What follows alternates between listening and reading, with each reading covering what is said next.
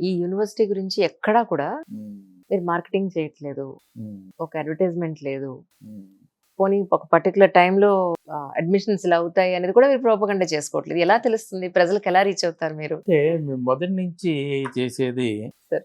మనకి రావాల్సినటువంటి స్టూడెంట్స్ సంస్కారంగా ఉండాలి. వచ్చేవాళ్ళు వీళ్ళని కూడా చెడగొట్టేటట్టుగా రాకూడదు. ఎవరిని పడితే వాళ్ళని తీసేసుకొని హ్మ్. అనేటువంటిది ఒక ప్రధాన అంశం. హ్మ్. మొదట్లో తక్కువ కోర్సులు ఉన్నప్పుడు తక్కువగా చేరినా కూడా మా విద్యార్థులే మాకు అంబాసిడర్లుగా మారి దీన్ని ప్రచారం చేయడం మొదలుపెట్టారు. హుహు.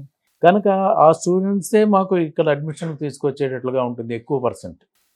అదిగాక మేము ఆంధ్రదేశంలో స్వామివారితో పాటు వెళ్ళినప్పుడు స్వామివారి పరిచయాలు ఉన్న వాళ్ళు వాళ్ళంతా కాంచీపురం ఇలాగ మఠం రిలేషన్స్‌తో ఇక్కడ అడ్మిషన్స్ అవి జరుగుతూ ఉంటాయి. కానీ ఇంటర్మీడియేట్ కానీ, డిగ్రీ స్థాయిలో కానీ, బయట కాలేజెస్‌లో సెకండ్ లాంగ్వేజ్ సంస్కృతం గనక తీసుకుంటే తెలుగులో అన్నా పేపర్ ఇచ్చేయొచ్చు, ఇంగ్లీష్‌లో అన్నా రాసేయొచ్చు అన్నట్టుంది పరిస్థితి. అవును. సో, అది కొంచెం మారితే బావుంటుందేమో గదా సార్! సంస్కృతంలో రాస్తేనే మేము ఎవాల్యుయేషన్ చేస్తాం అన్న పాయింట్‌లో. అంటే ఇంటర్మీడియేట్ లెవెల్ వరకు విద్యా విధానంలోనే ఎలా ఉంటుందంటే, లాంగ్వేజ్ దగ్గరకొచ్చేటప్పటికి దానికి ఇంపార్టెన్స్ చాలా తక్కువ. వాళ్ళ వాళ్ళ సబ్జెక్ట్ లేదు వాళ్ళకెక్కువ. ఈ లాంగ్వేజ్ అనేటువంటి దానికి మనం తెలుగు గానీ, ఇంగ్లీష్ గానీ ఏది తీసుకున్నా కూడా చాలా తక్కువ ఇంపార్టెన్స్‌లోనే ఉంటుంది. సంస్కృతాని యొక్క లక్ష్యం ఏంటంటే, అసలు లేని మనం సంస్కృతంలోనే రాయాలి అని పెట్టినట్లయితే, వచ్చేవాళ్ళు కూడా రారు. అవునండి. ఇప్పుడు ఇలా పెట్టినట్టయితే అసలు సంస్కృతం అనేది ఉంది. కాళిదాసు అనేవాడు ఉన్నాడు, వాల్మీకి ఉన్నాడు, వ్యాసుడు ఉన్నాడు, మహాభారతం ఉంది, అందులో ఇది ఉంది. ఈ పరిచయం అవుతుంది కదా! అవునండి. ఇది చాలు. ఇదే ఇంటర్మీడియేట్ యొక్క సంస్కృతం యొక్క లక్ష్యం. హ్మ్. కనుక అంతకంటే దాన్ని ఎక్కువ చేసినట్లయితే రారు వాళ్ళు. వాళ్ళు ఏదో సంవత్సరం శ్లోకాలు పలకటం నేర్చుకుంటారు. హ్మ్. సంస్కృతంలో రాయటం నేర్చుకుంటారు. దానికి అర్థం ఇది అనేది అది బట్టి పట్టి రాస్తారా? ఈవెన్ వాళ్ళ సబ్జెక్ట్‌లే వాళ్ళు బట్టి పట్టే రాస్తున్నారా అనేటువంటిది అవును. అదనమాట. అవును. కనుక మనం అక్కడ ఎక్కువ ఆశించలేము. హ్మ్. యూజీ లెవెల్‌లోకొచ్చేటప్పటికి కొంత దానికి ఎక్కువ ఇంకా ఇంపార్టెన్స్ ఏర్పడుతుంది. హ్మ్. పీజీ లెవెల్‌లో ఇంకా బాగా ఏర్పడుతుందనుకోండి.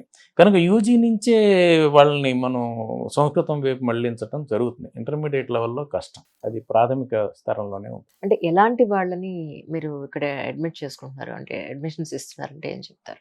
సంస్కృతం వరకైతే ఎవరినైనా మేము ఇంటర్మీడియేట్‌లో అయిపోతే చాలు. హ్మ్. మిగిలిన ఇంజినీరింగ్ కోర్స్ వాటన్నిటికి మాకు ఆల్రెడీ అడ్మిషన్స్ స్టార్ట్ అయిపోయాయి. మా వెబ్‌సైట్‌లో kanchiunu.ac.in అనే దాంట్లోకెళ్తే మాకు అడ్మిషన్‌లు ఆన్‌లైన్‌లోనే అడ్మిషన్స్ జరుగుతాయి. మేమిక్కడ ప్యూర్‌లీ మెరిట్ బేస్. మెరిట్ బేస్‌లోనే మాకు ఎంట్రన్స్ టెస్ట్ గాని ఇవన్నీ ఇంతవరకు పెట్టలేదు మేము. హ్మ్. అంటే 95% అబోవ్ ఉన్నట్లయితే ఇంటర్మీడియేట్‌లో వాళ్ళకి చాలా వరకు స్కాలర్‌షిప్ ఉంది. వాళ్ళ కన్సెషన్‌లు ఉంటాయి. అలాగా 90కి ఉంది, 85కి ఉంది, 80కి ఉంది. అవన్నీ మా వెబ్‌సైట్‌లో దాని వివరాలన్నీ అందులో ఉంటాయి. వాళ్ళని చూసి పెట్టుకోవచ్చు. మెరిట్ బేస్ మీదే అన్ని కోర్సులకి వాళ్ళు ఆడవాళ్ళైనా, మగవాళ్ళైనా ఎవరికైనా దాని మీద జరుగుతుంది. దాని ప్రకారం ఇప్పుడు అప్లై చేసుకోవచ్చు. ఇప్పుడు సెకండ్ ఇయర్ రాకపోయినా ఫస్ట్ ఇయర్ మార్కులను బేస్ చేసుకునే వాళ్ళు అప్లై చేసుకోవచ్చు. హ్మ్. సెకండ్ ఇయర్ వచ్చాక అప్పుడు దాని నిర్ణయం జరుగుతుంది. అంటే ఒక ఏదైనా ఒక కమ్యూనిటీ రూల్స్ అండ్ రెగ్యులేషన్స్ ఏమైనా ఉన్నాయండి? ఎనీబడీ కెన్ అప్లై అంటారు? మాకు ముస్లిమ్స్ ఉన్నారు మా దగ్గర. హ్మ్.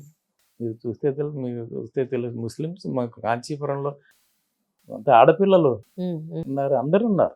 No community bar. ఎవరైనా రావచ్చు. అంటే ఇందాక మీరు ఫుడ్ ఒకటి ఫ్రీ అన్నారు. ఫుడ్ సంస్కృతం వాళ్ళకి ఫ్రీ. సంస్కృతం వాళ్ళకి ఫ్రీ. హ్మ్. సో అపార్ట్ ఫ్రమ్ దిస్ మిగతా వాళ్ళందరూ కూడా పే చేసి చేయాలి. శాకాహార భోజనం మాత్రమే ఉంటుంది. హ్మ్. మాంసాహారం లేదు. సో అడ్మిషన్స్ జనరల్‌గా ఎప్పుడు జరుగుతున్నాయి సార్?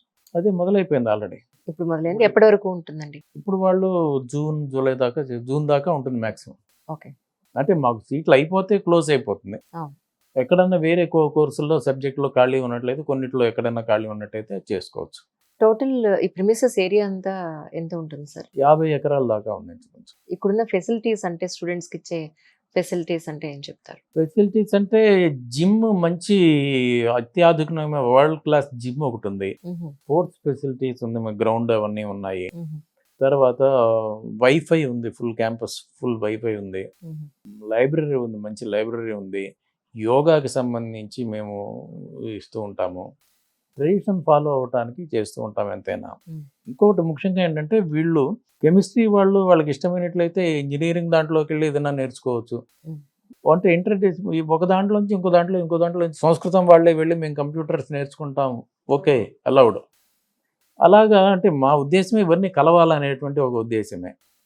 కనుక వేరే వాళ్ళు వచ్చి మాకు ఏదైనా భగవద్గీత చెప్పండి రైట్, మేము అవి కూడా చెప్తూ ఉంటాం. ఉమ్, మాన్యుస్క్రిప్ట్ సెక్షన్ ఉంది, దాని గురించి ఎంత చేసినా పరిశోధన చేయొచ్చు, మీరు చూస్తే దాని తెలుస్తుంది. మేము ఈ మధ్యనే రీసెర్చ్ ఇంతవరకు ministry of information technology, um, central government వాళ్ళు ఇన్ఫర్మేషన్ టెక్నాలజీకి సంబంధం కానీ ఏ ప్రాజెక్టుకి వాళ్ళు ఇవ్వరు. అవును. మేము ఫస్ట్ టైము మ్యానుస్క్రిప్ట్కి వాళ్ళ దగ్గర నుంచి ప్రాజెక్ట్ ఫండ్ తీసుకుని 2 కోట్ల రూపాయలు తాళపత్రం దాని గురించి. తాళపత్రాల గురించి. సో వాటికి సంబంధించిన కోర్స్ కూడా ఇక్కడ మీరు స్టార్ట్ చేస్తారు. వాళ్ళకి కూడా మ్యానుస్క్రిప్టాలజీ అనేటువంటిది ఒక కోర్స్ ఉంది. ఉహు, ఇక్కడ రేర్గా తమిళనాడులో ఉమ్, తమిళ భాషకి ఉండేటువంటి అక్షరాలు చాలా తక్కువ. అవును. అందుకని సంస్కృతం తమిళంలో చదువుకునే వాళ్ళకి వేరే స్క్రిప్ట్ ఒకటి వీళ్ళే తయారు చేశారు. దాని పేరు గ్రంథా స్క్రిప్ట్ అంటారు. ఓకే. ఇక్కడ సంస్కృతం రామాయణం చదువుకోవాలంటే ఆ స్క్రిప్ట్లోనే రాసేవాళ్ళు పూర్వం. ఓకే. ఓకే. ఆహాహా. అలాగుండేది. సో ఆ స్క్రిప్ట్ ఇప్పుడు ప్రస్తుతం కనుమరుగైపోయింది. ఇప్పుడు ఎవరు దాన్ని చదివేవాళ్ళు లేరు, అది పాత స్క్రిప్ట్. మా దగ్గర ఉన్న మ్యానుస్క్రిప్ట్లన్నీ తాళపత్ర గ్రంథాలన్నీ ఆల్మోస్ట్ అందులో ఉన్నాయి, ఆ స్క్రిప్ట్లో ఉన్నాయి. కనుక ఆ స్క్రిప్ట్ అంటే పాత మరుగుపడిపోయినటువంటి స్క్రిప్ట్ని మళ్ళీ పైకి తీసుకొచ్చి దానికి అందరికీ ట్రైనింగ్ ఇచ్చి ఆ విధంగా ఆ పుస్తకాలను బయటికి తీసుకురావడం జరుగుతుంది. ఇంతేకాకుండా శిల్పశాస్త్రం అని ఇంకొకటి శిల్పశాస్త్రం చేస్తారు. ఒకటి ఉంది, శిల్పాలు, అది ఎక్కడా లేనిటువంటిది, అదో కోర్సు. ఉమ్, తర్వాత శిలాలేఖలు అంటే ఇన్స్క్రిప్షన్స్. ఉమ్, తమిళనాడులో ప్రతి గుళ్ళో చూస్తే మీకు ఎన్నో కనబడుతుంది. అవును. వీటన్నిటిని అందులో వివిధ రకాల లిపులు, వివిధ రకాల భాషలు ఉంటాయి. ఉమ్, మేము సంస్కృతం ఇన్స్క్రిప్షన్స్ మొత్తం దేశం మొత్తం మీద ఎక్కడ ఉన్నాయి సంస్కృతంలో ఉన్నవి, దీన్ని తీసుకుని దీన్ని ఇంగ్లీష్లోకి అనువాదం చేసి దాన్ని పబ్లిష్ చేసి పుస్తకాలు ఉమ్, మహాస్వామి వారి టైం నుంచి ఇప్పటికి 13 వాల్యూముల పుస్తకాలు తయారయ్యాయి. మైసూర్లో ఉన్నటువంటి archaeological survey of India ASC head office ఉంది, అక్కడి నుంచి మేము ఇది తీసుకుని అక్కడి నుంచి మేము పబ్లిష్ చేస్తూ ఉంటాం. ఈ విధంగా దానికి కూడా చేస్తున్నాం. ఉమ్, ఇలాగ రకరకాలుగా అంటే భారతీయానికి సంబంధించినటువంటి శివ ఆగమ కోర్సులు చేస్తున్నాము. ఇలాగా దాన్ని ఒక పక్కన ఉద్ధరిస్తూ వీటినన్నిటిని కూడా జనాలకి తిండి పెట్టేటువంటి విద్యలు ఇవి కూడా బాగా ఆదరణలోకి రావాలి అనేటువంటి అది చేస్తున్నాం. ఏదో మీటింగ్ ఉందని చెప్పారు, ఎక్కువ టైం తీసుకొని ఒక ప్రశ్నతో ముగిస్తాను తప్పకుండా. అలాగే మన వాళ్ళు ప్రిమిసెస్ అంతా కూడా ఒకసారి చూపిస్తే అందరికీ చూపించే అవకాశం ఉంటుంది. తప్పకుండా. మీరే కాదు, మన తెలుగువారు ఎవరు వచ్చినా కూడా కాంచీపురానికి ఏ పని మీద వచ్చినా కూడా ఇక్కడ కూడా రావచ్చు. చాలా సంతోషం. ఇక్కడ కూడా అందరికీ స్వాగతం. ఎప్పుడు మేము దీన్ని ఎలో చేస్తూనే ఉంటాం. మీ పిల్లల్ని చూసుకోవడానికి చాలా మంది ఉంటారు, ఇక్కడికి వచ్చి చూడండి. ఇది కూడా స్వామివారు అందించేటటువంటి ఈ అవకాశాన్ని గురించి తెలుసుకోండి. తెలుసుకొని మనందరం కలిసి ముందుకెళ్దాం. చాలా చాలా సంతోషం సార్. సార్, ఈ సందర్భంగా మీరు చూస్తుండొచ్చు, మీరు మీ పిల్లల్ని పెంచినప్పుడు వాళ్ళ ఫ్యూచర్ గురించి మీకున్న విజన్ కానీ, అప్పుడు వాళ్ళు మీ మాట విన్న విధానం కానీ, ఇదంతా ఒక రకంగా ఉంది. ఇప్పుడు ఆల్మోస్ట్ ఒక 20 సంవత్సరాలుగా వేరే రకంగా ఉంది. ఈ పిల్లల్ని, తల్లిదండ్రుల్ని, సొసైటీని చూసినప్పుడు ఇప్పుడన్నా అవకాశం వస్తే వాళ్ళకి మాట చెప్పాలి అనుకునే ఏమైనా ఉంటే పేరెంట్స్కి, పిల్లలకి ఒక మాట ఏమైనా చెప్తారు? నిజానికి నేను సంస్కృతం బ్యాక్గ్రౌండ్తో ఉన్నటువంటి వైస్ ఛాన్సలర్ని. ఇక్కడ జరిగేటువంటి దాన్ని సంబంధించి అంటే కంప్యూటర్ సైన్స్, ఇంజనీరింగ్, సంబంధించినటువంటి ఏ ఫంక్షన్ జరిగినా నాకు స్టూడెంట్స్తో మాట్లాడే అవకాశం, ఏ ఫంక్షన్ కానీ ఎక్కడ ఏది జరిగినా కూడా నేను మాట్లాడేటువంటి నాకు తెలిసిన విషయమే నేను మాట్లాడగలను. కానీ నేను కంప్యూటర్ గురించి, ఎన్నో మెకానికల్ ఇంజనీర్ గురించి నేను మాట్లాడలేను. నేను చెప్పేటువంటిది వాళ్ళకి ఏంటంటే మన సంస్కృతి, ఆచారము, వ్యవహారములు, కుటుంబ వ్యవస్థ, తల్లిదండ్రులు, గురువులు, విద్య అంటే ఏమిటి, ఋషులు అంటే ఏమిటి, ఇదే నేను వాళ్ళకి చెప్పడం జరుగుతూ ఉంటుంది. నేనే కాక ఇక్కడ అటువంటి మీకు చూసినట్లయితే శంకరాచార్యుల వారి కొటేషన్స్ అన్ని, గురువు అంటే ఎవరు, తల్లి అంటే ఎవరు, జీవనం అంటే ఏమిటి, విద్య అంటే ఏమిటి, ఈ శంకరాచార్యుల వారు రాసిన కొటేషన్లన్నీ మీకు గేటు దగ్గర నుంచి ఇక్కడ దాకా డిస్ప్లే చేసి బోర్డులో వీళ్ళు చూపిస్తారు. తర్వాత బోర్డులో పెట్టాము, దాన్ని ట్రాన్స్లేషన్ చేసి పెట్టాము. గోమాత ఉంది ఇక్కడ, ప్రాక్టికల్ ఆచారం. గోమాత రోజు పొద్దున రోజు ప్రేయర్ జరుగుతుంది ఇక్కడ. ప్రేయర్ పొద్దున్న సాయంకాలం విష్ణు సహస్రనామం ఎంఎస్ సుబ్బలక్ష్మి గారు విడిచిన ఇప్పుడు 6 గంటలు అయ్యగానే కరెక్ట్గా మోగుతుంది మీకు. ఓహో. పొద్దున్న 6 గంటలకు మోగుతుంది. అంటే హాస్టల్లో ఉన్న వాళ్ళు నిద్రపోతున్నా కూడా 6 గంటలకి విష్ణు సహస్రనామం వాళ్ళు నిద్రపోలేదు.